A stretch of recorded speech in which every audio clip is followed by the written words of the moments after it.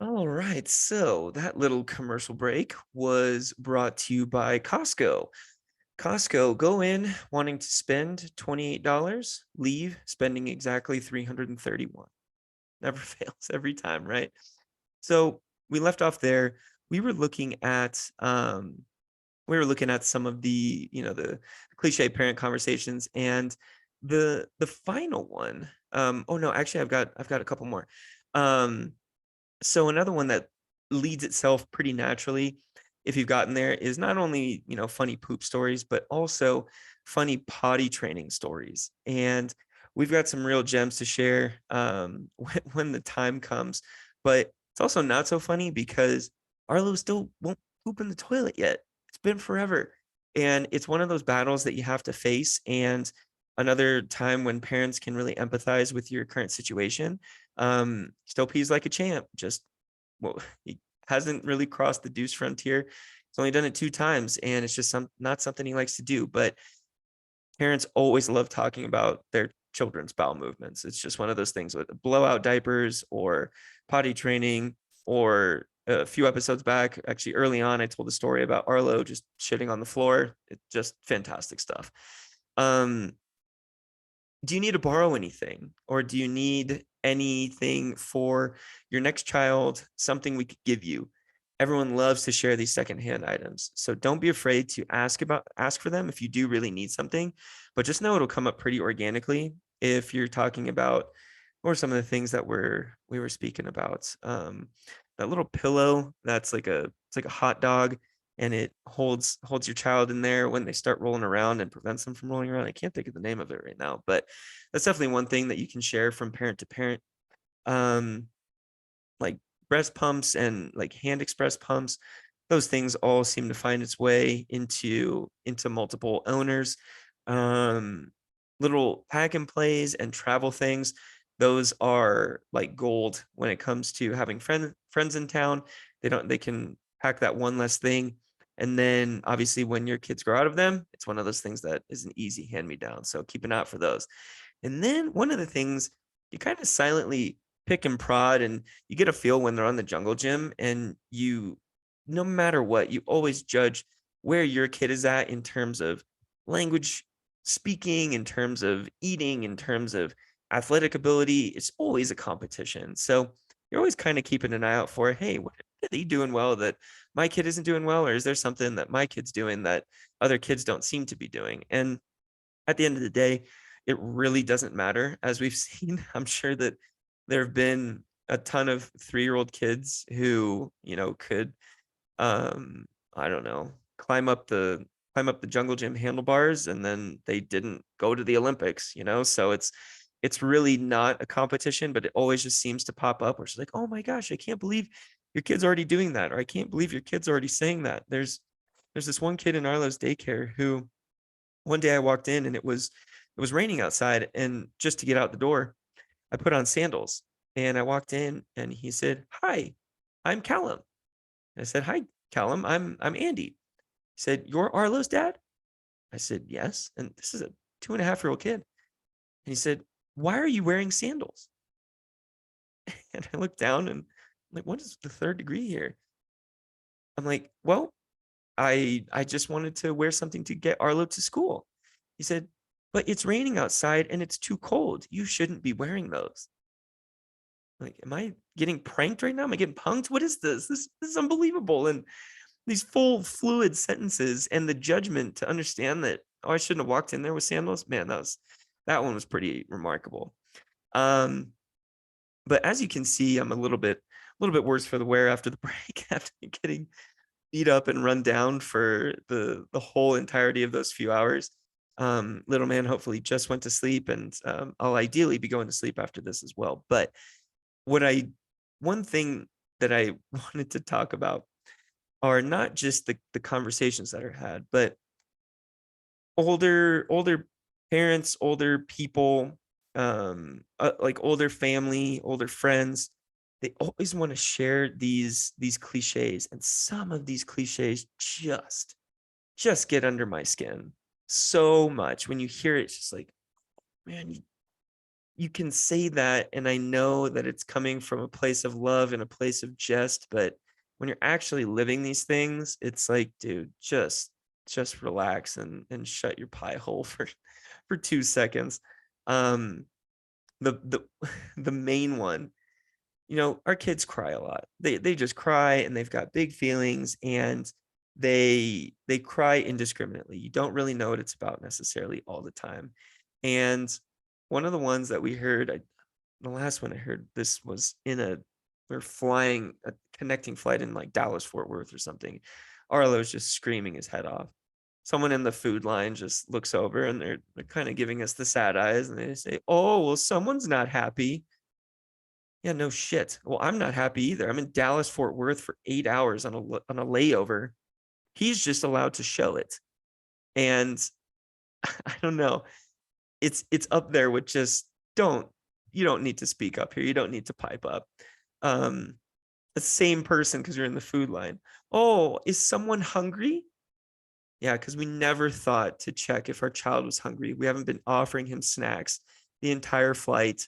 We haven't been asking him what he wants to eat for lunch or for dinner. Oh man, you know what? You're right. We probably should ask if they're hungry.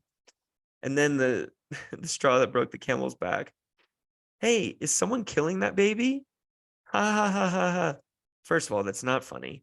Second of all, no, we're trying to take care of our damn kid and not have it be an inconvenience to everyone else. Short version there, when you stop caring about fear of judgment, when there's no fear of judgment and we stop caring what everyone else thinks, then you can kind of let these comments slide. But I tell you, some of these ones just dig at you. Another one is when people say, Arlo is going through, he's 2 years old, coming up on 3. And people always love to say, oh, well, it's just the terrible twos. It's just the terrible twos. It's the terrible twos. He's just going through the terrible twos. Every turn of the way, we know how old he is. We know that he's got big feelings. We know that he likes to express them. And I'm sorry if it's inconvenient or he's loud, but he's not terrible. It's so, it's just so annoying when you're actually in it and you're fighting the good fight and you're trying to get routines down and potty training and eating habits and all this stuff. And people just come in with these cliched assumptions about your life because they might have had kids, they might have not had kids, and they just want to get a little jab in or a little rise, or they want to share their thoughts. Dude, just relax.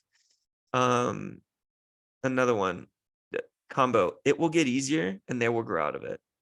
Everything I've heard from parents is to the contrary. They just grow into different difficult shit. And it doesn't get necessarily easier. Like I said, life doesn't get easier. You just learn to handle the hard better. So you get more hardened to it, and you get more understanding of what the condition is. And you know how to handle it better because you've been there before and you've seen it. And to me, that is not kids growing out of it, So that's just one of those. That's just another one of those comments that always gets to me. The final one, well, actually, it's not a final one. There's still a few more. Boys will be boys. Well, people will be people. All people are difficult. Some little girls that I've met have been absolute terrors, and some boys absolute gems. Arlo is the sweetest little boy, and I think that's kind of an outdated phrase. It just kind of rubs me the wrong way now. Doesn't seem to make sense. Like, don't cry like a girl, and boys don't cry like that. I mean, come on, it's 2023, baby. Let's get with the program here, and let's just realize that people are people, and they've got big feelings, and they're gonna do what they're going to do in that situation, and it makes the most sense to them. May not make sense to us. That's because they haven't developed that ability and capability yet. Just wait till they're teens. Sure, I was an asshole when I was a teenager. I know it's coming, and that lends itself to, it doesn't get easier. I mean, people contradict themselves all the time, right? And there is a turning point, but I think that comes from the moral compass that is instilled from them by their parents, right? If things do get easier, it's because they have a foundational setting of, hey, I get what the difference between right and wrong is, and I know how to separate situationally what to do and what not to do, right? This, this is a great meme going around. Someone said, I can't believe the phrase sleep like a baby still exists. Wait, so sleep like a baby? You mean you sleep for 45 minutes to 2 hours and shit your pants? That's what sleeping like a baby is. That one I actually like. And it leads me into the ones that I do like. But these are more just, kind of food for thoughts in terms of enjoying parenthood and being present, being in the moment. We've harped on that a lot, but this one really struck a chord with me. The days are long, but the weeks are short. You get through each day, and it's a battle every step of the way, and you have good days, you have tough days, but all of a sudden, right now, Alina's already 3 weeks old. I feel like we just were in the hospital. And I felt each and every one of those days. I felt each and every day that Arlo's been here, but he's almost 3 years old. Holy crap.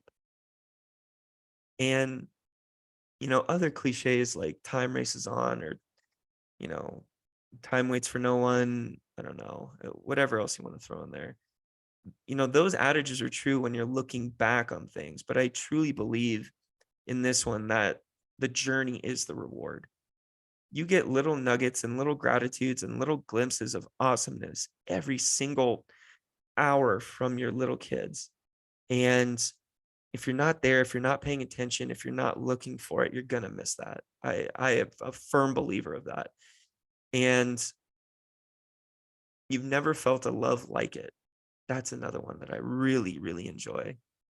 It's different. It just flat out is. It's your creation. It's something that you've given life to, and you get to help shape and mold for the better or for the worse. Every single situation and circumstance comes down to you and how you handle it, how you react to it, and how you move forward with your choices from there. And that includes how you treat your children. And I remember so many moments of frustration and so many times when, after putting a kid to sleep, I'd, hit down on our like bed, or I'd hit a pillow or something and just let out a little bit of frustration. But that wasn't shown or demonstrated in front of the child. And I'm proud of that, because going back again, if I'd had kids when I was younger, I think that I would have grossly overreacted and mistreated them, probably verbally. I'm not a fun fact about me. I've actually never been, I've never punched anyone. I've been in fights, but I've only been punched in the face. It's actually really funny.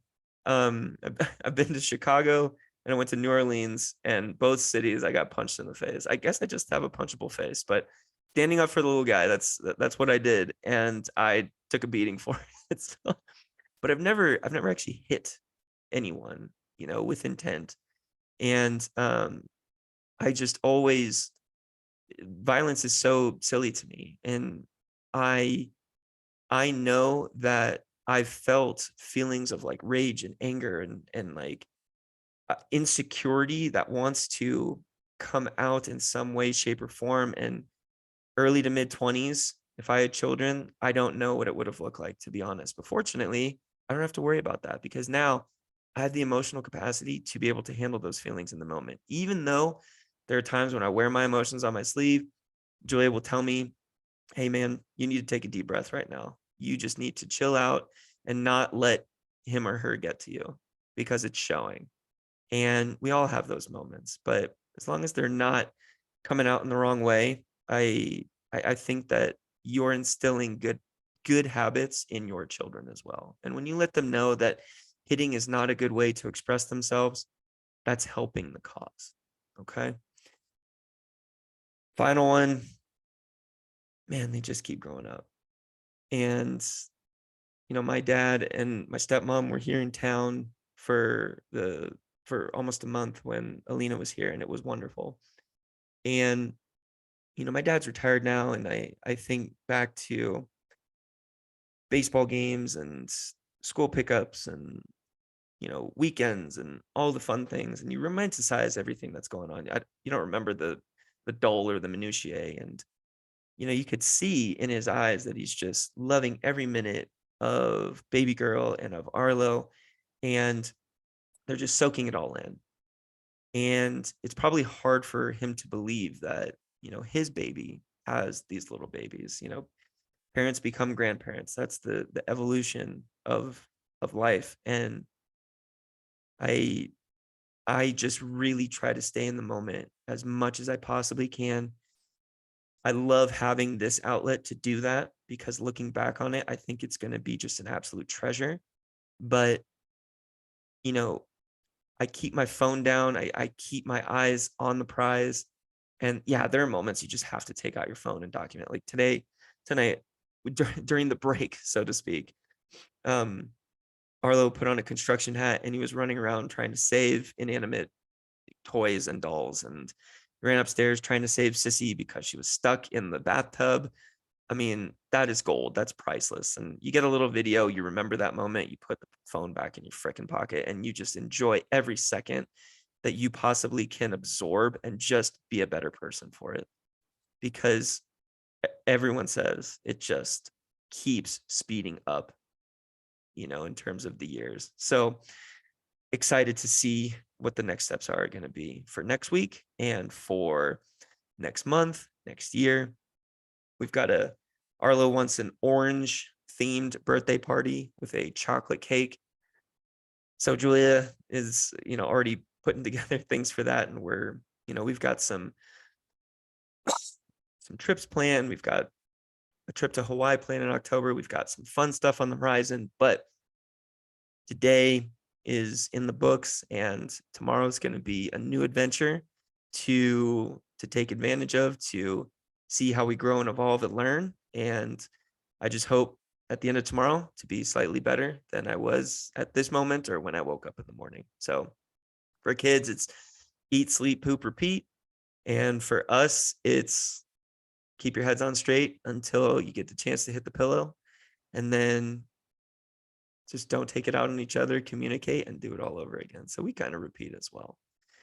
Definitely late, repeating myself now. And so I'm going to bid you adieu. I'm not going to waste any more of your time here. So thank you so much for tuning in and for all the great feedback. Keep sharing the love, the comments, the emails, the questions, all that good stuff. Let me know what you want me to cover, what you want to hear more about, and I'm happy to talk about it.